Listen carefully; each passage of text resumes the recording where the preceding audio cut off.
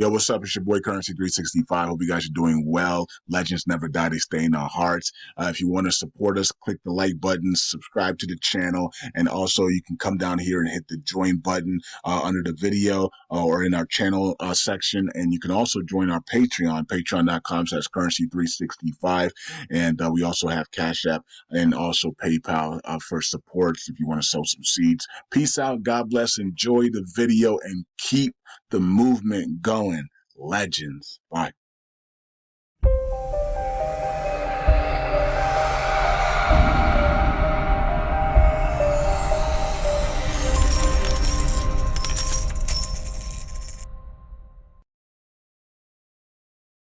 Look at something that is really going to change the world. We're already into it in our discussion here, but Zero Hedge comes out with Goldman warns of oil price shock as border tax could lead to surge in U.S. oil production.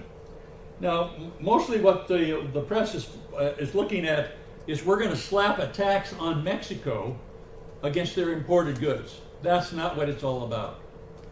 This is about implementing a border tax, just like other nations have, and 160 other nations have this same kind of law, and we would implement it for everybody. But basically, it says I won't go through the whole thing. The border tax would have an inflationary impact on U.S. service costs and reduce U.S. dollar costs of foreign producers. A lower U.S. corporate tax rate could force a deflationary tax policy response elsewhere, further reducing the marginal cost of oil. Now, most of us won't get anything out of that. That's just a bunch of economists talking to one another, you know. But in short, that it says this: U.S. oil prices would appreciate immediately and sharply versus global oil prices.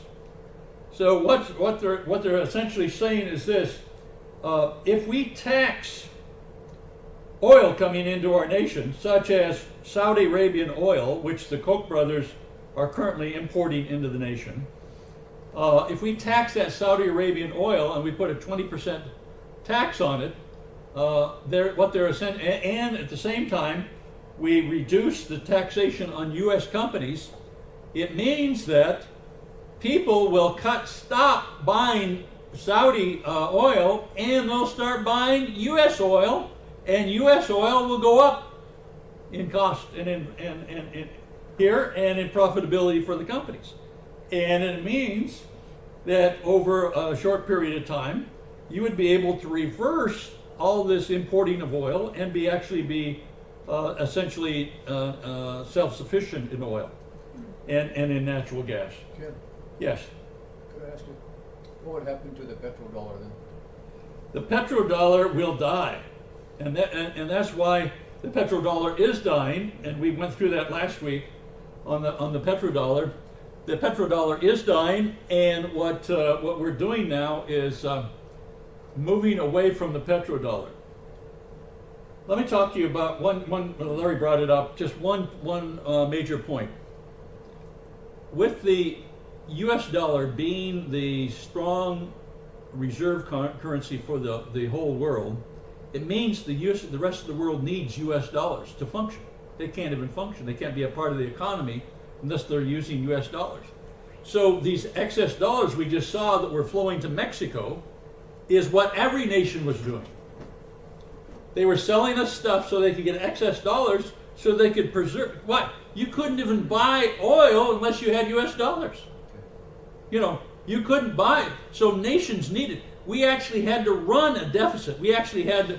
With Mexico, with every nation, but China, because they needed dollars to be able to buy oil and other things in the world economy. So, but the problem with that is the United States was continuously going deeper in debt in order to provide, because those dollars were provided by creating debt. That was the issue, and it just killed us. Now, it would if let's say if we would have had Treasury reserve notes during this whole time, then we could have provided dollars to the rest of the world, but we would not have created debt for the United States of America at the same time. But what happens? We've created this debt cycle. So when Trump starts to equalize and pull this money back that's been flowing out to the nations, so that they had money to participate in the world economy, at the same time, the U.S. dollar is being, and the petrodollar in particular, is declining. And so what he's doing are the exact policies he has to follow, and he has to follow them aggressively for the United States to be established and to maintain our status in the world. The next thing that we need to do is we now have to have another U.S. bond buying program, which we've called the Make America Great bonds that I've termed. We need to have Make America Great bonds where Americans begin to invest in bonds that other nations are no longer buying because they aren't buying through the euro dollar and petrodollar, these things. So these are the big things that are happening. And here's some of their observations. If domestic oil prices remained at the same level as imported crude oil prices upon implementation of the BTA is the Border Tax Act, I guess they call it, U.S. refiners would have an incentive to consume only domestically produced crude instead of imported crude, which is exactly what's going to happen. That's exactly what's happening. And the Bakken is again going, and the Permian Basin and Texas and all of that is going to go like crazy, as only the cost of domestic crude would be deducted for tax purposes, and two, U.S. producers would have an incentive only to export crude rather than to sell to domestic refiners, as there would be no taxes on exports. So all of a sudden we have an incentive to export oil and to create oil. This would lead to a sharp appreciation of the U.S. domestic oil price relative to the global oil price. What they're saying is this: U.S. oil prices would go up per barrel, and world oil prices would go down. And so that would put us in the driver's seat. Our energy companies would be prospering. We would actually be providing more and more oil locally. We wouldn't be sending dollars to Saudi Arabia so that they could finance and build their mosques and finance terrorists and bring Sharia law to the world. We could stop all of that stuff by the financial flow of it. And so I see that happening. And I saw where Donald Trump had 4 potential projects going in Saudi Arabia, and he has canceled them all. His company, Trump Enterprises, has canceled them all. So you can see where things are going there. Because U.S. oil demand right now is 19.6 million barrels per day, currently vastly exceeds its domestic crude production of 13.5 million barrels per day. And so basically what they're saying is, by coming up with this border tax that we apply to all nations, that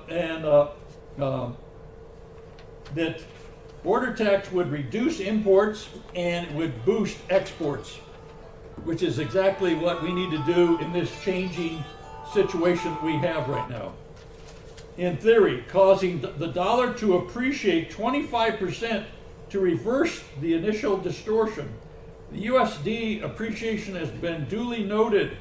However, the medium-term outcome would likely be modestly higher U.S. oil prices and sustainably lower global oil prices, with a shift down by U.S. producers and refiners on the global cost curve.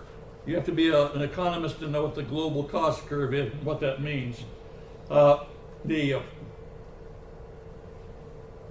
It would immediately lead to a 25% appreciation of U.S. crude and product prices, and so what we would see with this happening is we would see the United States coming back as a major energy producer, and not just for ourselves, which we will do, but we will eventually begin exporting to other nations. Right now, we are the largest exporter of refined petroleum products in the world, because we have the refineries and the technology to create all these different vast array of petroleum products. The other people have oil, but they don't have all the technology and all the processing companies to take care of it. So right now, what America will begin doing is being an oil exporter, a gas exporter, natural gas exporter. We'll begin providing more of our own oil, and we will have more refined products going abroad. So that to me is an absolute incredible turnaround where America is going to, within I would say 3 or 4 years, be right at that point where we are prospering in that area, and where we've turned it around and we no longer need foreign oil. Now, this is a very long article, I won't go through it, but I wanted you to catch those principal decisions that have been made, and that he sees what's been happening to the nation. He sees how it's been happening, who's been doing it. He sees certain people have been doing this to the nation and have been prospering.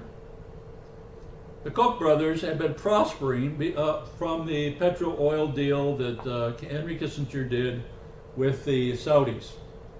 Why? Because they landed one of the big contracts with Saudi Arabia, and they import their very thick, heavy crude that comes from there, and they have built their refineries to be able to handle that thick, heavy crude. If they get cut off, if Saudi Arabia cuts off their oil to the United States, then the Koch brothers and all those heavy refiners need the heavy oil that's coming out of the tar sands of Alberta, Canada. And that's why we need the Keystone pipeline to be able to get that heavy oil to the refiners who are on the Gulf Coast. Yes. One member wants to know if you think the U.S. oil fund would be a good one to look at. Yes, I think the U.S. oil fund would be good, but we like certain specific companies. I mean, that would be a general fund. USO, I think it is the ticker symbol. Or that, I think that would be a very good one, especially as the laws are implemented. The laws are going that Trump implements. This is all based on that we're going to get a 20% corporate tax, and it's based on we're going to get a 20% tariff on all imported goods coming into America. And do we get those pipelines? And now we're going to go into the pipelines. Okay. Thank you, Valerie. You're very, I tell you, everybody's so educated now, they're getting ahead of me.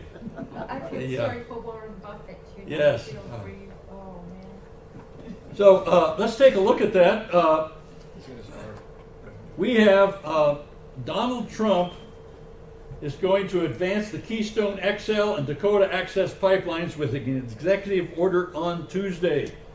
And let's see if yes, here we still have it. Here he is signing the executive order. President Trump, oops, I was reading, honey, I'm sorry. Oh, sorry. President Donald Trump on Tuesday will take steps to advance construction on 2 oil pipeline projects that have been fiercely disputed and were delayed under his predecessor. NBC News has confirmed Trump is scheduled to sign an executive order that will make it easier for TransCanada to construct the Keystone XL pipeline and for Energy Transfer Partners to build the final uncompleted portion of the Dakota Access pipeline. Now, with that, first of all, let's go take a look at the we're going to take a look at the companies up here. We'll go to TRP. Oops, didn't get an R. Oops, I got 2 R's. TRP. And you can see that this is Trans-Pacific, TransCanada. This is going up pipeline. And they went sky high here, and then they dropped back down. Little profit taking right in here, right as this decision has been made. And let's take a look at, while we're here, we're going to take a look at another one, ETP. This is, ETP is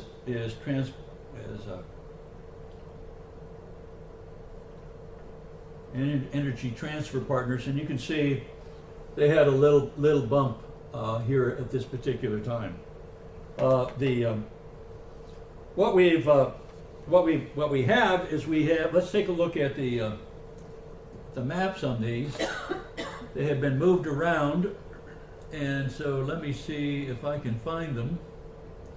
I had these nicely ordered until my computer would not work anymore, and I had to reboot it.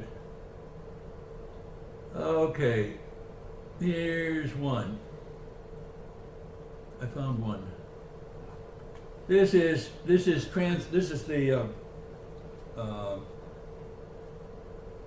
Keystone Pipeline. Here's what happens. This is up here in Hardisty, Alberta. There's an oil terminal up here. They built most of this has been built already, but this part right here across the border into the United States has not been built. These parts down here have already been built, parts down here, and the blue here is a future line, that they're actually going to have one line here, and the future is going to be this one here, because they need two. So basically what we're looking at is Trump giving the okay for this part of the pipeline. This is important to get this heavy oil all the way down here and over to here, because this is where the refineries are that can refine it. Right now, what Obama did was he stopped it from going across here, and he forced them to use rail cars to get their oil into America. And of course, the rail cars are owned by who? Warren Buffett. Yeah.